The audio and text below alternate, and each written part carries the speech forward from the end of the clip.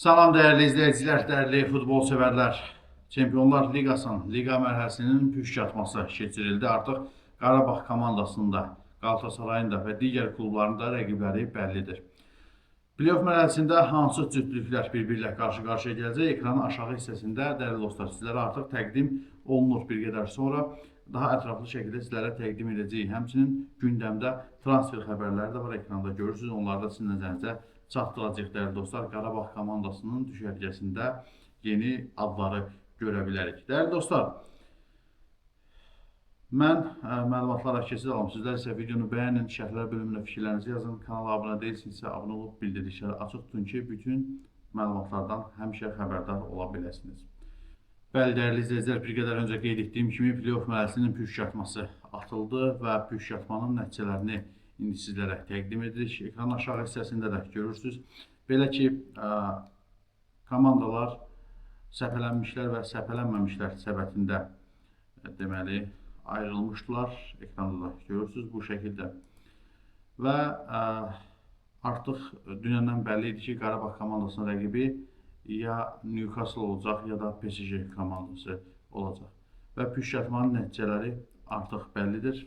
Playoff mərhələsində Qarabağ komandasının rəqibi İngiltərənin Newcastle komandası olacaq, PSG olmayacaq. Bu sevindirici xəbər ola bilər, amma Newcastle da sizə kiçik klub kimi gəlməsin. Bir qədər sonra bu klub haqqında ətraflı məlumat verəcəm. Və digər nəticələri də ekranda görürsünüz. Monaco PSG ilə qarşılaşacaq.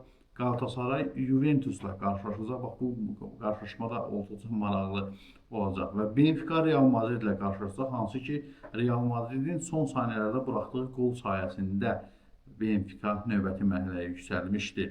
Məncə, hətta bu oyunu araşdırsalar, açıq aydın orada belə deyək, Benfica'ya oyunu hədiyyə etmişlər deyə bilərik.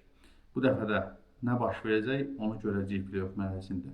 Borussia Dortmund Atalanta ilə qarşılaşacaq. Klub Brügge Atletiklə, Bodo Glimt Interlə, Olympiakos isə Bayer Leverkusenlə. Xüsusilə burada Bodo Glimt Inter qarşılaşması da maraqlı olacaq. Çünki Bodo Glimt bildiyiniz kimi son turlarda çox əla çıxış elədi. Liqa mərhələsinin son 3 turunda Borussia Dortmundla heç-heçə, ardından Manchester City üzərində qələbə və də sonunda Atletico Madrid üzərində qələbə və beləliklə növbəti mərhələyə yüksəldilər səhv eləmirəmsə. Ona görə Inter ilə qarşılaşma da playoffda olduqca maraqlı olacaq. Norveçdə Bodo Glimt'in nəyə qadir olduğunu artıq görməyə başlamışıq. Dəyərli dostlar, biz isə qaydaq öz mövzumuza, Qarabağ Newcastle qarşılaşmasına. Belə ki,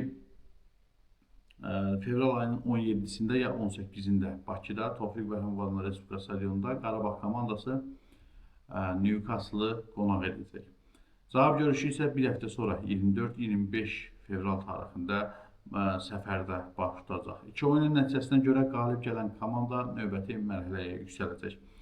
Əgər Qarabağ komandası növbəti mərhələyə yüksəlsə, rəqibi tam dəqiq olaraq ayın 27-sində, fevral ayının 27-sində dəqiqləşəcək. Amma bizim rəqiblərimiz, potensial rəqiblərimiz bəllidir artıq. Biz əgər 8-də 1-ə çıxsaq, 8-də 1-də bizi Barcelona və Chelsea gözləyir. Bu iki komandadan biri bizim rəqibimiz olacaq. Püşkatmada bu ikisindən biri dəqiqləşəcək. Beləliklə artıq onlardan paylaşımlar da var. Məsələn, Barcelona komandası gördüyünüz kimi belə bir paylaşım edib və növbəti mərhələdə PSG, Monaco, Qarabağ və Newcastle komandalarından birini gözlədiklərini açıqlayıblar. Təbii ki, bu komandalardan Qarabağ Newcastle cütü və PSG Monaco cütünün qalibləri növbəti mərhələyə yüksələcək və orada Chelsea və Barcelona cütünün cütü ilə qarşılaşacaqlar. Dəyərli dostlar, bax, bu da Chelsea'nin paylaşımıdır. Chelsea-də PSG, Newcastle, Qarabağ və Monaco'dan birini növbəti mərhələdə 8-də 1 final mərhələsində gözlədiyini paylaşımında bildirib. Bəli, Qarabağ komandasının artıq növbəti mərhələyə keçsə, növbəti mərhələdəki rəqibi də bəllidir. Ümid edirəm ki, biz Newcastle-ı üstələyib növbəti mərhələyə keçə bilərik. Siz də öz fikirlərinizi yazın, sizdə Newcastle-ı üstələyə bilərikmi?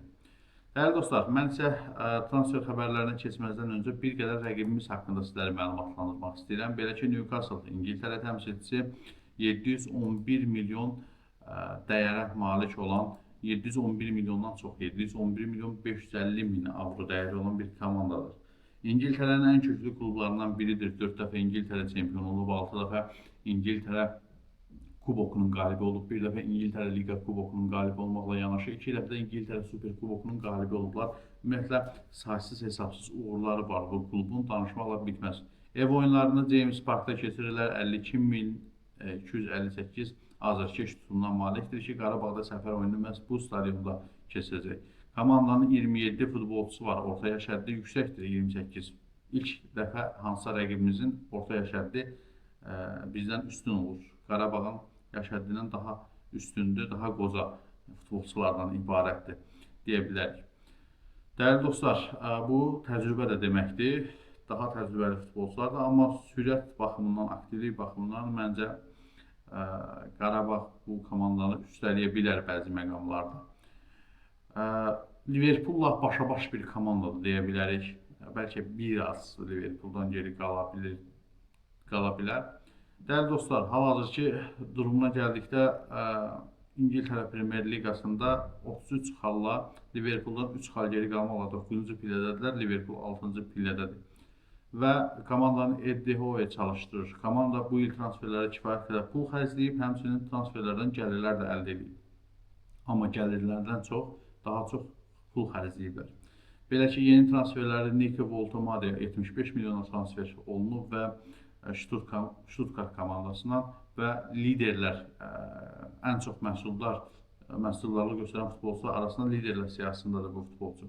Elanga 61 milyon 400 min avroya transfer olunub Nottingham Forest'dən, 58 milyona Brentford'dan Ioane Wissa transfer olunub, Jakob Ramsey isə Aston Villa'dan 45 milyona transfer olunub və Milandan Malik Tiayev transfer olunub 35 milyona. Təbii ki, bax bu klubun son ən bahalı transferləri dostlar, sizin nəzərdə çatdırdıq. Bir sıra digər transferlər də var. Amma ən bahalı satışları isə Alexander Isak 145 milyona Liverpool komandasına satılıb, dəyərli dostlar. Komandanın ən məhsuldar futbolçusuna gəldikdə, komandanın ən məhsuldar futbolçusu məhz Bruno Guimaraes'dir, dəyərli dostlar.